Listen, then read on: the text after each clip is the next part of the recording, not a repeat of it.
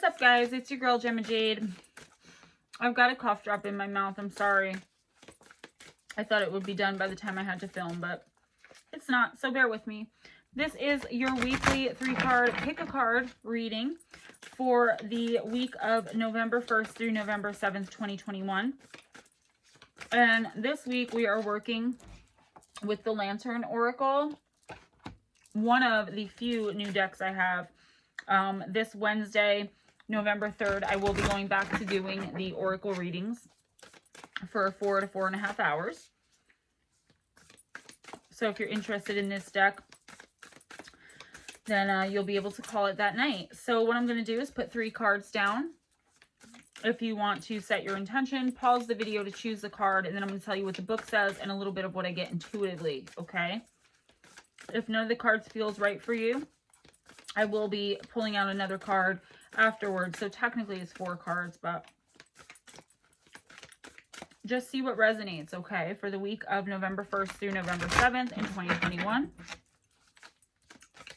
All right, guys, set your intentions and let's do this.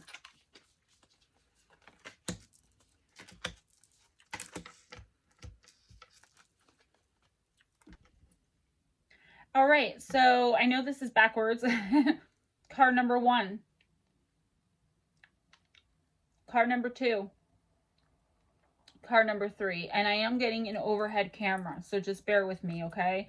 Card number 1, card number 2, card number 3. Feel free to pause as I'm going to start explaining the cards now. Okay, if you chose card number 1, you have strength and vulnerability. True power lies at the root of a perceived weakness. Okay, so let's see what the book has to say about that. Strength of vulnerability, card number 1, if you chose card number 1. Feelings of vulnerability arise when we are treated as if we are, or we believe ourselves to be, incapable of adequately protecting or providing for ourselves. It may be that we feel somewhat dependent or insecure in a relationship, intimate, social, or familial, profession, situation, or place. Our vulnerability presents us with the fears and the uncertainty we need to confront and overcome in our personal development. Therefore, what frightens us can be used as the catalyst to discovering our inner resources and the capacity to self-empower and outgrow any perceived limitations. If we listen to and accept our feelings of weakness and what seems threatening, we can identify effective ways to prepare and learn to support ourselves to survive them, master them, and thrive beyond them. I've got a blockage in my throat, guys. Sorry. As the maiden, you are the warrior. Your life experiences and current resources are not random, but perfectly equip you to take on whatever makes you feel vulnerable. You are at the threshold of realizing your inherent strength. To know what you are capable of involves daring to experience the full spectrum of yourself. This includes exploring what you believe you are not. It could help to ask yourself, how would I handle this situation if I did not feel inadequate? In what ways can my current feelings of vulnerability be perceived as a strength? Write down your answers before further asking yourself, how can I creatively mobilize this strength to make me feel confident in taking the necessary steps to confront or navigate my way beyond what feels threatening to me? The Maiden encourages you to recognize your vulnerability as a training ground for developing the necessary skills, resources, and support network to gain a sense of self-mastery, and strength over any perceived weakness. The Maiden's message, your vulnerability is where you recognize your power. So, some of you may be feeling this week like you failed either a situation or a person, or you failed in doing something, and you may have to ask for help to not really move on from this, but to, like, what do you do next? You know, where do you go from here? And showing that vulnerability and asking for help isn't a sign of weakness or giving up, guys. It's just actually a sign of strength, because you know your own limitations and your own power, and you're trying to make your limitations less. Does that make sense? Sometimes it's hard to, like, get the messages out so bad. I'm sorry, guys. Okay, so this week, for those of you who chose card number 1, try to step outside of yourself. Like, think outside the box, step outside of yourself. Take a look at the situation as if you were a spectator. What would you be thinking and feeling about you if that were the case? All right, maybe 3 times a day for the next week. Write down how you're feeling in the morning when you wake up. Really get in tune with your emotions. Write down what you're feeling, the strongest emotion that you're having. Do it midday if you have the time, and do it before bed. And after the week is up, kind of see what negative emotion you had the most and what positive emotion you had the most, and how to work through those. Because I feel like your failures this week and in the past few weeks are emotional blockages and have nothing to do with your ability to do what you're setting out to do.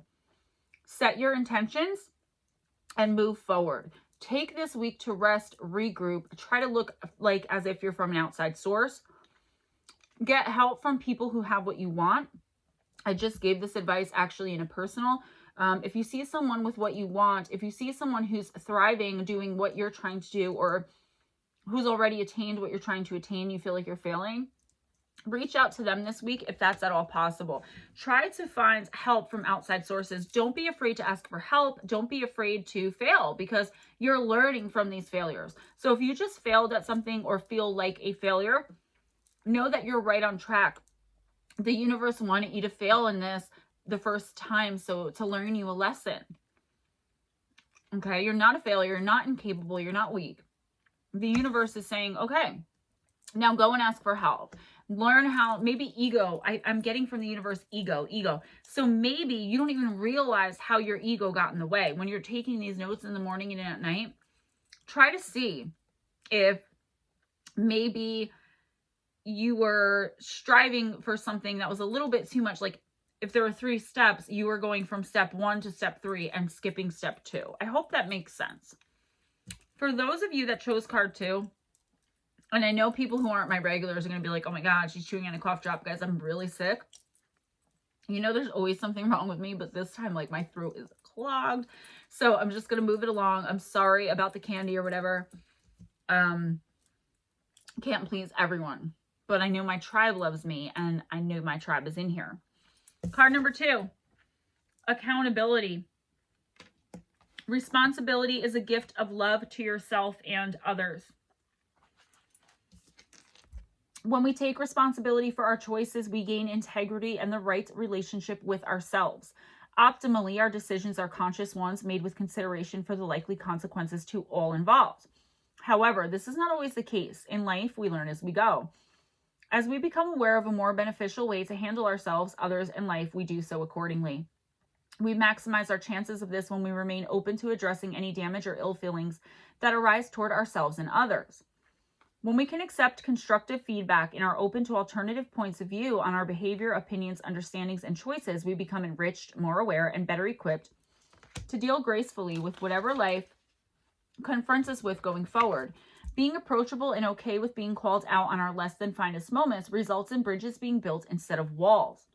The refusal to acknowledge our flaws and imperfections that show up in moments of poor discernment and behavior thwarts our growth and inner harmony. The work required to address our shortcomings can trigger challenging feelings of failure, insecurity, denial, anger, resentment, fear, self-loathing, and even shame. When we do not work through these uncomfortable emotions, they have the potential to keep us stuck. To embody the profound truth that there is nothing to feel ashamed of when we experience an uncomfortable learning curve frees us to take responsibility and release ourselves from the stuckness that otherwise ensues. The future mother assures us that the things we wish we had not done or had approached differently are gifts. They are necessary for learning how to do things differently going forward. They are also what makes us increasingly compassionate and understanding of others and their actions. We are not our mistakes, but what we do with them. All of our past choices can be used to help us grow into the truth of ourselves. They help us identify what is aligned with our spirit self in the less obvious places. Accountability is an act of self-love, compassion, and acceptance that benefits all. However, the most important person to be accountable to is yourself. It can be helpful to develop the habit of checking in with yourself each day by asking, what am I doing and why? Is this aligned with my values and spirit self? If so, proceed. If not, ask yourself, is there another way? A way that feels good and true for me to continue? Or does this behavior, thinking, situation, or person need to go? Do I need the perspective of someone who knows better and is more experienced in this area? Mother's message: when you are accountable, you stand empowered, confident, and with integrity. I feel like this is almost the same exact message that I gave you guys. Like the explanation from Spirit on this card was the actual explanation for this card. So if you chose card number 2, it's almost the same thing as card number 1. It's knowing that you didn't fail and taking accountability for the mistakes that you made. You may be blaming someone else right now, not even in a mean way, just like, I would have succeeded if so-and-so didn't do this, or such and such didn't happen. The best thing you can do this week is to figure out where you went wrong, not where others went wrong. You can definitely look at that. I mean, if someone really effed something up for you, of course, you're going to want them to be accountable, but a lot of the time people are not. I've learned very quickly that accountability is not something that everyone is willing to take. It's not an action everyone is willing to take. Okay, so make sure this week you worry about figuring out where you went wrong for whatever this situation or a business, whatever it was, failed, because you are going to succeed in this. It's going to happen. The universe is showing me very clearly a green horizon with the sun rising up, a green pasture. I mean, that's the vision of success for me. That's what I recognize as success in my head when I, channel Spirit. So you are going to be successful. The people who pick card number 1 are too, but you each have a different lesson to learn. Card number 1 has to learn how to ask for help and be vulnerable without feeling like a failure. Card number 2, you have to learn to look at what you did wrong. Don't blame others. And that's also being vulnerable as well. So there's like a running theme this week where the cards are kind of running together so far.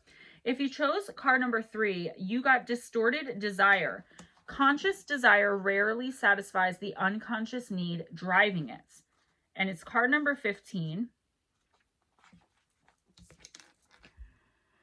Knowing the difference between needs and wants is key to navigating what is the root of a desire. It helps us to distinguish what is a self-sabotaging compulsion or mirage from what is a genuinely life-enhancing aspiration to be realistically pursued. When what we think we want is not what we need or long for at a core level, the realization of such desires potentially results in something nightmarish rather than dream fulfillment. In worst case scenarios, this can have us running for our lives, like the featured mother here. Whether or not we consciously recognize a delusion for what it is, an untruth can never satisfy our needs. Illusions have no sustenance or substance and therefore cannot satiate the burning desire that mistakenly drives us to attain them in the first place. Nonetheless, at the origin of every distorted desire is an invaluable lesson for us to learn about ourselves. Gently unpack the reasons why you are turning away from, rather than confronting, the things that are not actually as they seem in your life. It may be necessary to compassionately release yourself from an unwarranted conviction that things or a person will magically change into what they have the potential to become, and cease making excuses for why they have not.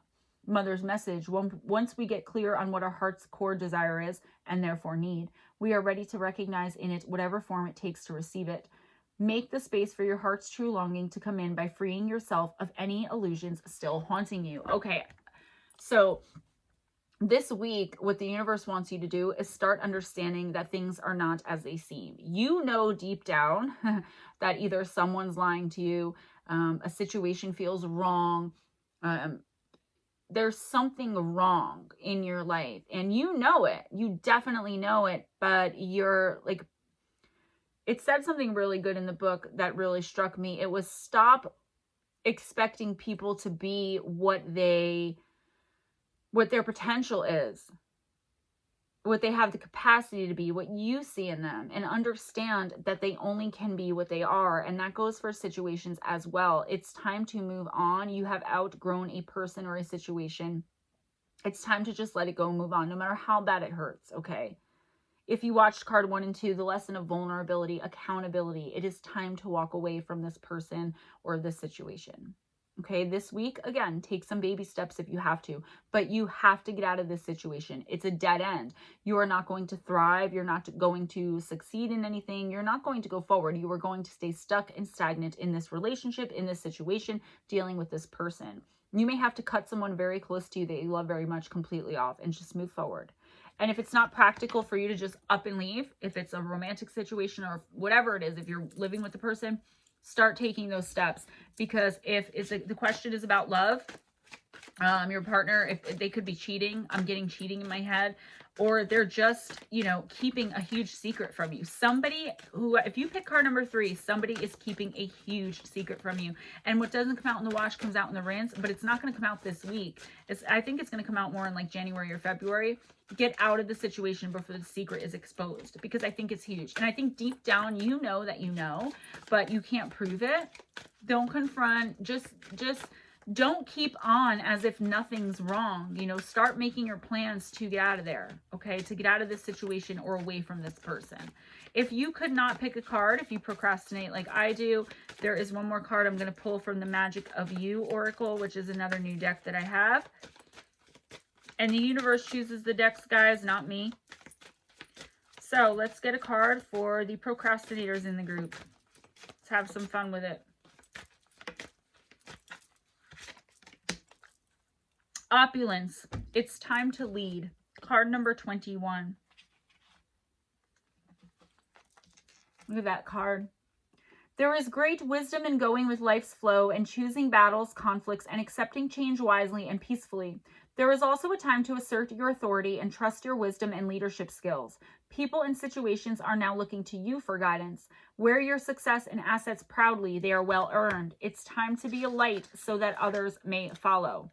The girl of opulence wears the lavish golden crown of leadership. It emits a radiant glow and signifies spiritual enlightenment as well as earthly accomplishment. Being in an exalted position gives you the opportunity to be a wise leader and help others, much like happiness is only real when shared, and being exalted only meaningful when it helps others. Okay, so you have achieved something great here. And this week, you're going to have a lot of responsibility to share what you've learned. I mean, share what you've learned, share what you've achieved, share your success, share your knowledge. This week, the universe is asking you to be a leader. People who come to you for help, help them. Don't be selfish. Don't be egotistical. Don't be a braggart or boastful. Wear your crown proudly. Know that you've really achieved something, I think, and I'm getting from the universe on a soul level. All right, you have come very far. And this week, you may finally be being recognized for all of the hard work you put in, but don't get lackadaisical. Don't decide like you haven't come as far as you can go, even though, you know, some of you may even be receiving some kind of award. Okay, this is a beautiful card, very abundant, a lot of happiness. This is a great card. If you could not choose and you ended up choosing this card by default, even good for you. But make sure that you share either your knowledge, your finances, your time, share of your spirit, share the abundance, okay? And teach others. Don't keep the secrets to yourself this week. Guys, I really hope this helps. That's all I have. Again, I'm so sorry I had that cough drop in my mouth. I thought I was going to be able to talk better. I'm going to go have some tea and try to not talk until the stream tonight. So yeah, thank you to everyone who watches these videos. I know that a lot of people do not like when I do the Oracle. So I'm hoping January, February to get my own channel just to do Oracle. It's just going to be once a month for each sign, once a week for each sign. No comments, no BS, just cutting right to the chase. All right. If you're waiting for Patreon readings, I am doing them. I'll be doing them all week and giving them as I get them. For anyone else, if you want a personal or to contact me for any reason, GemmaJadeParanormal@gmail.com. Enjoy your life. Enjoy the week of November 1st through November 7th. And I will see you again on the 8th because I'm taking this week off from content so I can work on scripts for my channel and Missing Persons and Mysteries. I love you guys. Have your best week ever. And let me know how it goes. All right. Bye.